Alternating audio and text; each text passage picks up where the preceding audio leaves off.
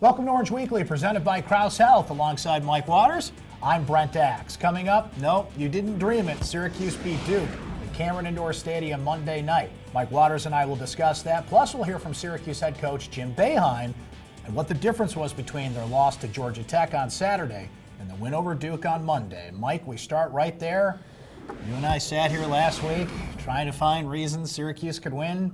We didn't come up with many, so it's a good thing they did. What a win, what an effort by the Orange. And there's a few stars to discuss in this game, Mike, but I'm going to start with Pascal and Frank Howard really stepping up in the biggest game they could after a year that's been filled with inconsistency. Yeah, I think that's two great places to start, Pascal and Frank. And we'll go with Pascal first.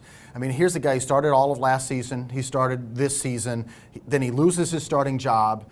And he didn't even play against Clemson 2 games prior to going down to Duke. So, there he is sitting on the bench throughout that whole Clemson game. And now, a week later, he goes to Duke, number 1 ranked team in the country with that huge front line of theirs. And he comes off the bench and he gives Syracuse 10 points and 18 rebounds. Incredible. And then his defensive presence, he was playing like the interior defender that the Syracuse coaches had been expecting him to be this year. He was using his 7'2" frame and his wingspan to take up space. And no, he's not the heaviest, strongest guy in the world, but he can present a guy, an obstacle for guys like Zion Williamson to have to shoot over. I mean, Zion couldn't go through him every time. And after a while, shooting over 7'2" became somewhat of a problem. You know what? I was really impressed with Pascal holding firm, that dunk that he had at the end. It's a simple thing, Mike, but he has struggled to do that throughout the season. And Syracuse overcame some foul trouble. At the pace they were being called for fouls in the first half. You had 4 players with 3 fouls at halftime, but none of them fouled out in that game. One of them was Frank Howard. Really struggled in the first half, but boy, did he explode in the second half.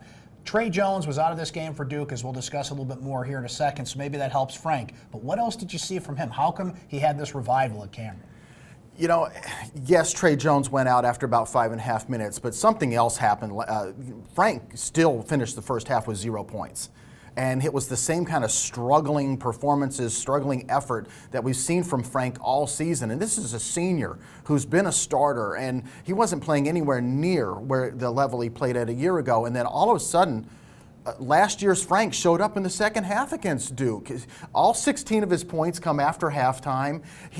They had 1 point in the game where I think he scored 12 out of 13 points in a run during the second half, and he just lifted the team up and carried them. His confidence was soaring. He had just a pull-up 3-pointer in transition that he just buried. So he played great. And as Jim Boeheim said after the game, if Frank continues to play this way, the way they expected him to play, they're a totally different team. Not a surprise to see Tyus battle at the top of the heap in terms of scoring, Mike, but wow, 32 points. Syracuse goes down 14-2, and, Bruce Banner became the Hulk at that point. He played like a man possessed in this game, and I think did something that Syracuse fans have been looking for from the whole team and from him. He just kept taking it inside, not only scoring, but getting to the free throw line as well. Yeah, I'll see your comic book reference and raise you one. He was wearing his Batman sneakers, but he played like Superman. There you go.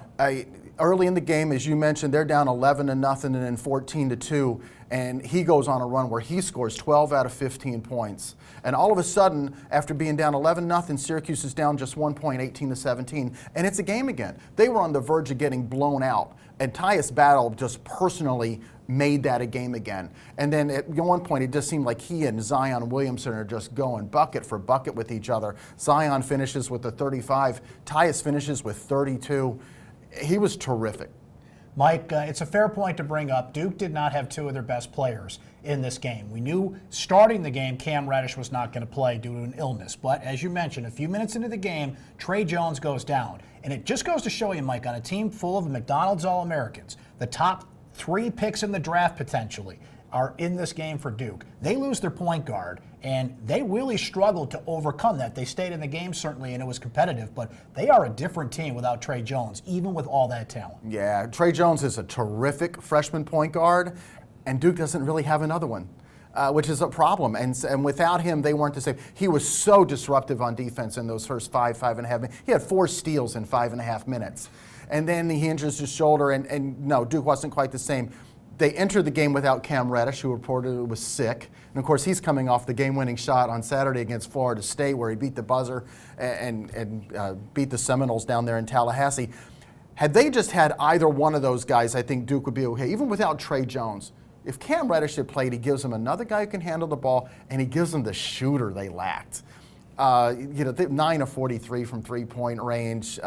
Cam can change that. But without the two of them, even with probably the number 1 and 2 picks in next year's NBA draft, with R.J. Barrett and Zion Williams, it's like you can have guys that good, but if you don't either have a quality shooter or your starting point guard, you might struggle a little bit.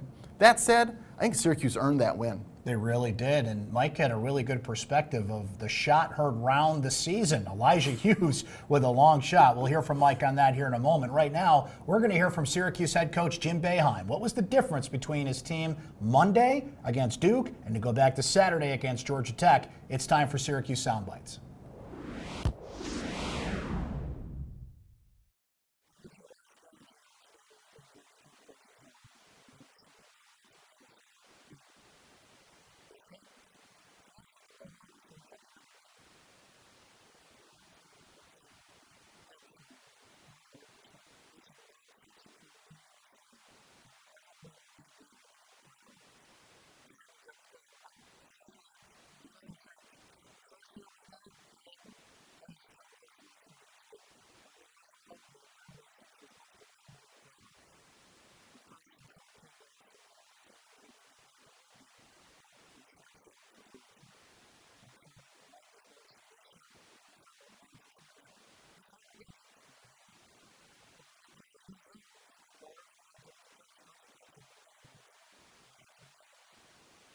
Mike, it was one of the great shots of the season. It's one of the great shots I think I've seen a Syracuse player take. Elijah Hughes, 3/4 of the court as time expires in the first half. Have you ever seen a longer shot than that in your time covering the Orange? Not by a Syracuse player.